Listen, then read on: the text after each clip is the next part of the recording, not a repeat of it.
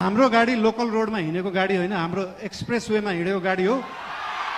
गन्तव्यमा पुगेपछि मात्रै ब्रेक लाग्छ। हामीले बाढी ल्याएर खोला फर्काएको। हामीले सीमाको विषयमा बोल्दाखेरि पक्कै पनि जुनसुकै देशसँग सीमाको विषय कुरा गर्दाखेरि उहाँहरूले पनि आफ्नो आपत्ति जनाउनुहुन्छ। आपत्ति जनाउनु भयो, मलाई अचम्म लाग्यो। ल ठिक छ, तपाईँहरूसँग प्रमाण छ भने ल्याउनुहोस्। हामीसँग त प्रमाण छ। हामीसँग कालापानी लिपुलेखको प्रमाण छ। समूह बनाउने पछाडि नलाग्नु होला। त्यस्तो बिउ अहिले नै नरोप्नु कि त्यो बिउ भोलि रुख बनेर बिचबाट फाड्नु परोस्। नमस्ते नमस्ते नमस्ते। नबोलौँ भन्छु, बोल्ने दिन आइहाल्छ है। यस ऐतिहासिक राष्ट्रिय स्वतन्त्र पार्टीको पहिलो महाधिवेशनमा उपस्थित पार्टीका सभापति रवि लामिछानेज्यू, विशेष अतिथिका रूपमा आउनुभएका पूर्व प्रधानमन्त्रीज्यू, प्रमुख प्रतिपक्षीय दलका सभापतिज्यू तथा सम्पूर्ण विशिष्ट अतिथिहरू, पार्टीका पदाधिकारीहरू, मन्त्रीगणहरू, सांसदज्यूहरू तथा उपस्थित सम्पूर्ण देशप्रेमी राष्ट्रिय स्वतन्त्र पार्टी प्रेमी सबैलाई हार्दिक शुभकामना दिन चाहन्छु।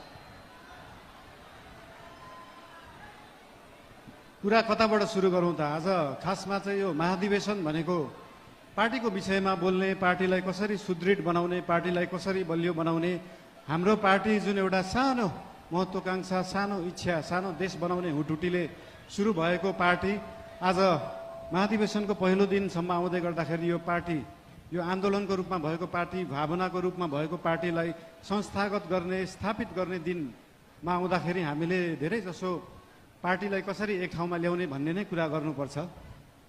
आज विभिन्न विशिष्ट अतिथिहरूले विभिन्न सल्लाह दिनुभएको छ, शुभकामना दिनुभएको छ, सुझावहरू पनि दिनुभएको छ, चिन्ता पनि लिनुभएको छ। सरकार भनेको त गाडी जस्तो हो, गाडीमा एक्सिलेटर मात्र होइन, ब्रेक हुन्छ, ब्रेक पनि लाउनुपर्छ भनेर चिन्ता पनि मान्नुभएको छ। त्यस्तो चिन्ता चाहिँ लोकल रोडहरूमा हिँड्दाखेरि गाडी सिधा गइराख्दाखेरि कहिले लेफ्टबाट गाडी आउँछ, कहिले राइटबाट मान्छेहरू आउँछ। तर हाम्रो गाडी लोकल रोडमा हिँडेको गाडी होइन, हाम्रो एक्सप्रेस वेमा हिँडेको गाडी हो। गन्तव्यमा पुगेपछि मात्रै ब्रेक लाग्छ। गन्तव्यमा पुग्नुभन्दा अगाडि ब्रेक लाउन जरुरी हुँदैन। र हाम्रो गाडी अनियन्त्रित पनि छैन, वातावरण पनि मिलेर गएको छ।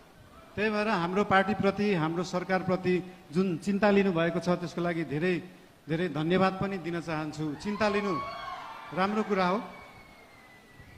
जनता र जनताको भोट भनेको